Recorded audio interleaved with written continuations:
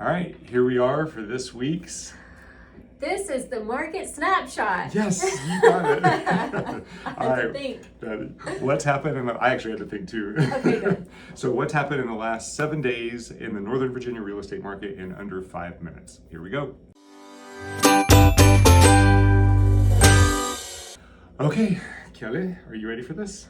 I'm ready to talk about that wiggly orange line there representing the buyer activity. That's how many properties have gone under contract in Northern Virginia in the last 7 days.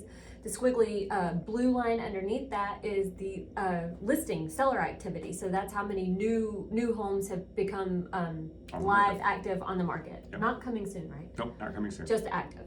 Yep. Okay. In the last 7 days in Northern Virginia. That's right. And why do we do this?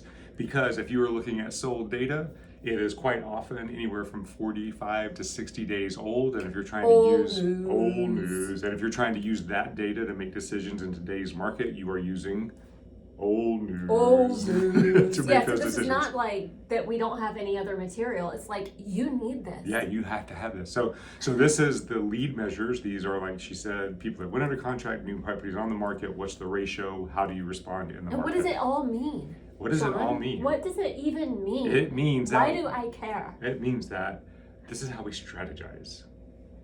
Anyway, let's dive into it, and then we'll talk about the meaning. Ooh, as buyer or seller. Yes. Okay, so buyer activity, as you can see in the last 7 days, did increase. It has had a trend over the last 4 to 5 weeks of going up. Buyer activity is going up, which is your demand. Mm-hmm. Inventory or seller activity has been decreasing during the same period of time. So we are having more demand, less inventory. Less inventory, fewer inventory. Oh, you were right. I didn't know inventory was coming up. That's you smarty right. pants. You got one over on me now. So we're having less inventory with more demand. So less supply, more demand equals. That's so hot. If you come over here. I love good grammar. If you come over here into the buyers versus sellers market, what color is that? Blue? It's light blue, and I wish that you were different. You can change it. You can change it. All right, where'd it go? Our blue line is a neutral market.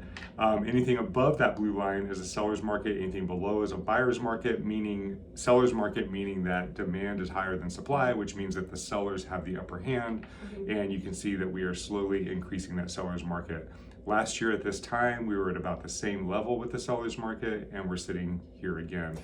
And isn't it going to go like even more than last year because it'll be after elections and everybody's going to be making all their moves? Yeah, and everything? so in most of the years following elections, and I don't have the exact numbers, I know that 7 of the 8 last elections, the property values have shot up. The only year it didn't was in 2008. That was the real estate crisis. Yeah. But for as well as market activity typically goes up after an election. So we expect after November happens that and the uncertainty is gone, whichever side wins, it never follows parties, that the market will start to grow again. So it's. And I was surprised to hear that. Mm-hmm. I thought it was like not party specific, but if the party didn't change, I thought, okay, it's not going to be that big a deal. Yeah, because everybody's not moving in and out. Yeah, that's kind of what I thought. So that kind of went against what I was. Yep.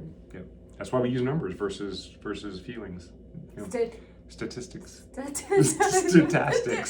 I can't even say it. So basically now this is a seller's market. The feel out there, it's kind of strange. It feels like there's no real estate market out there right now. It really does. So you'll have some properties that are coming on and they're getting 6, 7 offers and they're going under contract sometimes before the weekend even ends. And you have other properties that you expect that to happen with that are still sitting on the market after 21 days. So yeah, it's weird. It's a weird market, which means that it's a great opportunity for buyers because there are properties that are quality properties that are still on the market. They're not going to come down in price. Well, this is what I'm saying. It's down in price right now compared to what it's going to be after the elections because the prices are going to go up. Yes. So if you want a discount, then buy now because it's discounted based on what it's going to be in 30 days. They say when you're investing, you make money when you buy. Now's the time. That doesn't mean that you buy like right now and you'll automatically make money.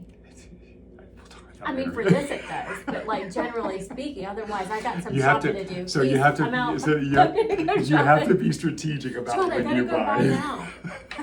What? You said. Okay, we're gonna have a whole conversation about what that saying means. It does not mean go shopping.